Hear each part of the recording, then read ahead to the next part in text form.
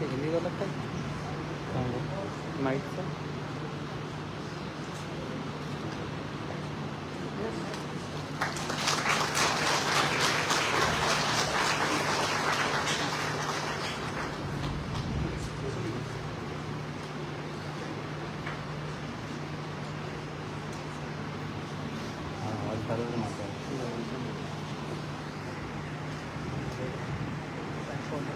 अरे मागचे लोकांना दिसत नाही.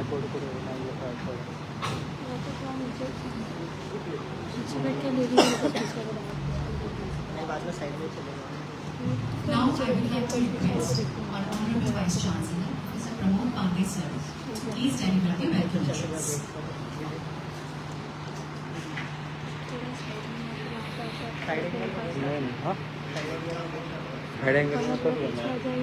एक मला चेअर देतो मी. ऐक ना सोनाल, माझ बाहेर चेअर असेल तर बघ ना. Honorable Finance Minister Srimati Nirmala Sitharaman, I welcome you, ma'am, on behalf of Deccan College, teachers, students, and office staff. This is indeed a great moment for us when we have an erudite, learned, and socially committed, nationally committed leader coming to Deccan College. Our history has been associated with the freedom movement.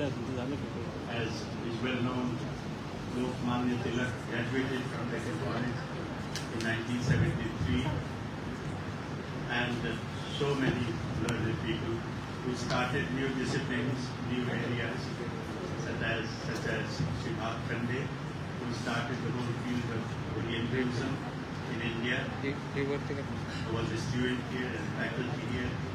And one of the most interesting facts is that Sridhar Khande graduated from Deccan College in 1985. It is only after this that he decided to study Hindustani music, and he finally let the world know what Hindustani music is. The number of people who have contributed to Indian thought, culture, and freedom movement ideas is very large. It's very difficult to enumerate all of them here. And so, the same line of people, we welcome Srimati Nirmala Sitharaman to be amongst us and to bless the college for the best progress and development. An economist, politician, and a senior leader of the Bharatiya Janata Party, Srimati Nirmala Sitharaman has held significant ministerial positions in the Indian government. Since 2019, she has been serving as the Minister for Finance and Corporate Affairs of the Government of India. In this capacity, she is responsible for economic policies, budgetary matters, and corporate affairs. From 2017 to 2019, she served as the Defence Minister. Notably, Srimati Sitharaman is the country's first full-time woman minister to hold both the defence and finance portfolios in the government of India. She has been recognized as one of the world's most powerful women by Forbes and Fortune. Born in Madurai in the state of Tamil Nadu, Srimati Sitharaman completed her graduation from Sita Lakshmi Ramaswamy College at Tiruchirappalli. She went on to receive the master's and MPhil degrees in economics from Jawaharlal Nehru University.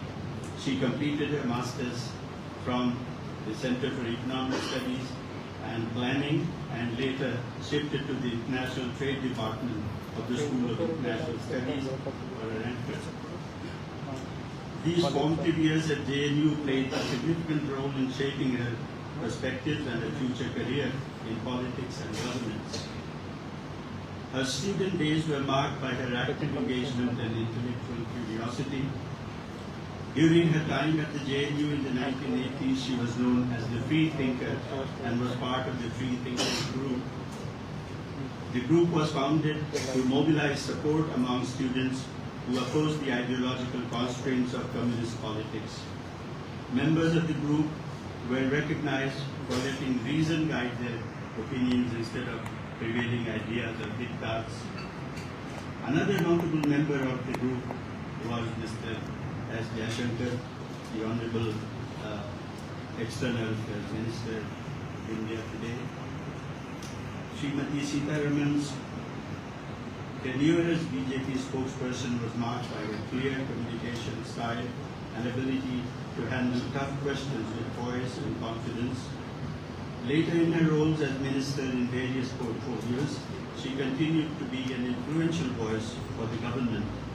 She has articulated her party's position on an array of issues of national importance, including terrorism, political violence, youth and development, and economic reforms. As Union Minister for Finance, she plays a crucial role in shaping the country's economic policies and governance, thereby influencing the country's positioning in the global economic landscape. While her own political career is a stellar example of an empowered woman, her policy initiatives too speak of a concerted effort to increase women's active participation in national development, a phrase Srimati Sitharaman used in her maiden union budget speech. Nari tu Narayani was lauded across the country.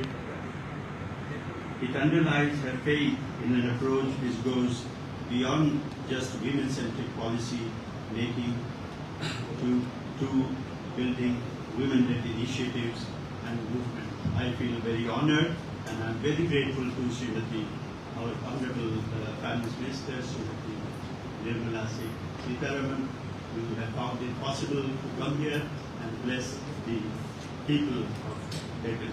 Thank you very much. Thank you so much, sir. Without further ado, we eagerly await the insightful work of our esteemed Finance Minister. I kindly request now Srimati Sitharaman ma'am to share her perspective and vision on the role of higher education in realizing the vision of Vikasit Bharat with us on this auspicious occasion. Ma'am, please.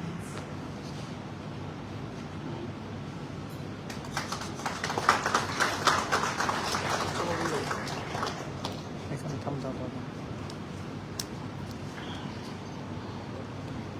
Namaskar and good morning to all of you all. Professor Pandey, the Vice Chancellor, Pro-Vice Chancellor, faculty and all the students, former teachers, former professors. To stand here makes me feel absolutely humbled. It's such a old and renowned institution. 203 years, maybe 204 years. For an institution of higher learning in India, which is older than India post the British rule, and standing out, particularly for the departments that you have really made a signature of. It's indeed a big service to the country. Institutions of such nature stand out as institutions of excellence because you are keeping interest in students for such subjects which speak about our civilizational values.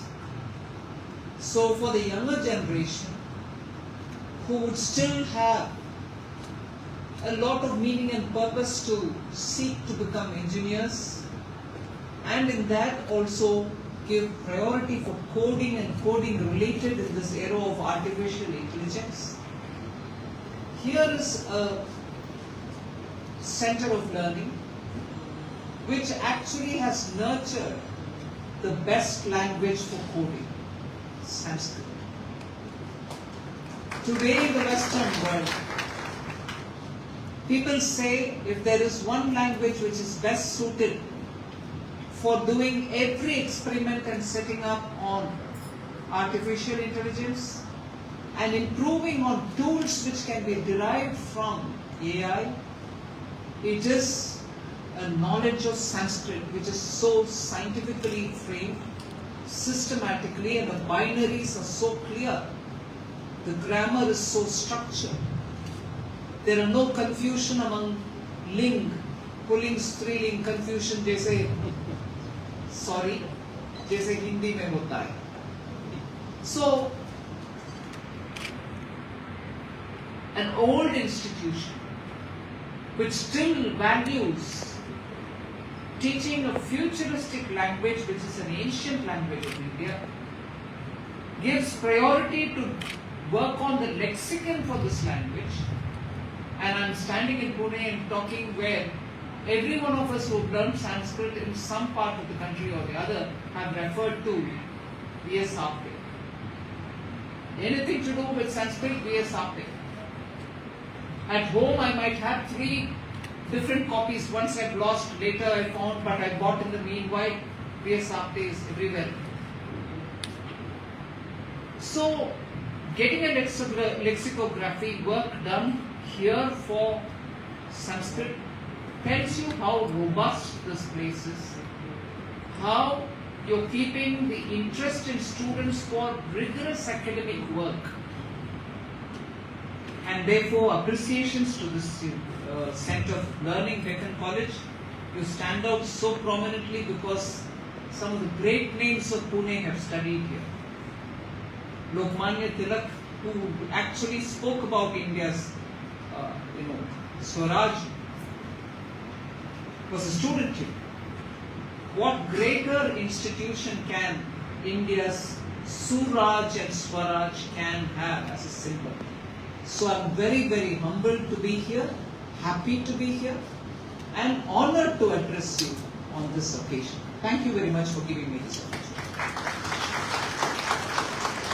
The topic which has been given to me to talk is the role of higher education in reaching the destination which is Vikasit Bharat. Vikasit Bharat, beware, even 500 years ago, when Krishna Devaraya was ruling from central India, from northern Karnataka, we had reached heights of economy, heights of civilizational values, heights of what a society can give its citizens in the name of economic well-being. We lost all that. We lost all that progressively as we went forward because of the various kinds of attacks on us. They were not attacks where we were allowed to do our own, but somebody is trying to usurp power. It was an attack on the very value systems that we had. Enterprise was a feature of our DNA. Enterprise among small traders, small businessmen, small manufacturers was the backbone of the Indian economy. We believed in trade. We traded with far-flung nations. We earned such resources that our coins, the coins of our kings, are found all over the world. And even in restoring what was lost, the role of Maharashtra's Chhatrapati Shivaji Maharaj, any time, any number of times you speak about it, cannot be an exaggeration. So in that land, which has seen, because of the great rulers of India, India's glory, India reaching that height that we were one of the leading economies, first economies of this of Earth, and later to restore, to claw back what we had lost.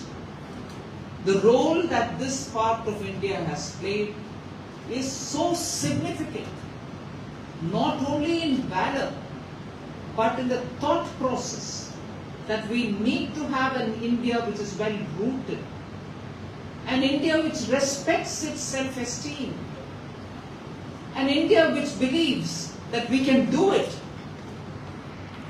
Today, as an aside, for a minute I want to tell you, an India which is rooted, an India which can do on its own, An India which can go back to where it was, clawing back with valor, are all put by the wayside. The narrative is we can't. The narrative is, how do you think we can reach 5% growth? The narrative is, what is all this digital public infrastructure? What is all this? Do we have connections in the villages? Can our people deliver all this? Why are we setting a high-pitched ambition? So the narrative that is set before us by responsible political parties is also that India can't. We cannot deliver, so let's go slowly.